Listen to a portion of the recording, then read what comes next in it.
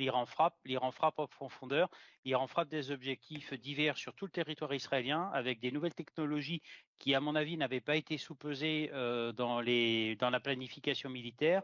Et en même temps, on s'aperçoit aussi que l'Iran est capable de frapper l'activité économique d'Israël avec une rare violence, mais en même temps, c'est un message fort qui est adressé aussi aux autorités israéliennes en leur faisant bien comprendre que malgré la disparition de certains chefs militaires, le système de commandement iranien est toujours intact. Maintenant, il est très difficile, vous savez, de faire des hypothèses concernant cette escalade en cours pendant ces affrontements.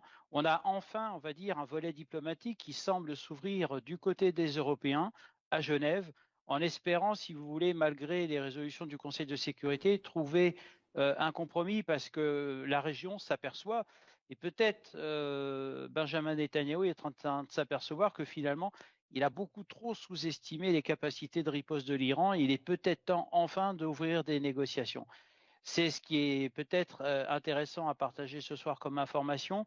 Nous entendons plus, bien entendu, le guide suprême, M. Khamenei, Oui. mais sachez une chose, c'est le système de commandement, on va dire, iranien semble intact et je pense que c'est peut-être la surprise, mais en même temps, l'engagement de vecteurs hautement technologiques comme les Merci de dernier cri, où justement Israël n'est pas capable de les arrêter pour une raison simple, c'est qu'elle utilise son dôme de fer dans un premier temps, où les Iraniens ont parfaitement compris le système de saturation, mais également le système Arrow américain qui vient en complément. Mais pour que ces deux systèmes fonctionnent parfaitement, il faut qu'ils soient parfaitement interopérables, c'est-à-dire être capables de dialoguer entre eux et de coordonner leurs actions. Et c'est peut-être cela pourquoi l'Iran arrive à frapper en profondeur. Mais je le rappelle, l'Iran a une maîtrise parfaite technologique de son armement. C'est un contradicteur tenace et je pense qu'Israël est en train de l'apprendre à ses dépens ce soir. Le dôme de fer a perdu quand même plus de la moitié de ses capacités en l'espace seulement de 8 jours. Alors, que dire si l'escalade continue, justement?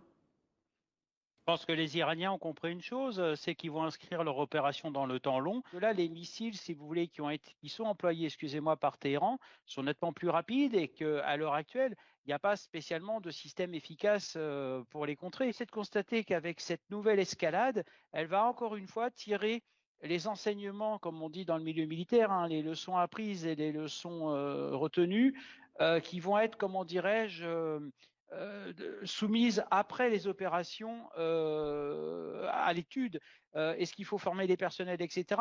Peut-être que le dôme de fer ne fonctionne pas bien aussi pour des raisons différentes que nous ne connaissons pas. Je n'ose pas parler de cyberattaques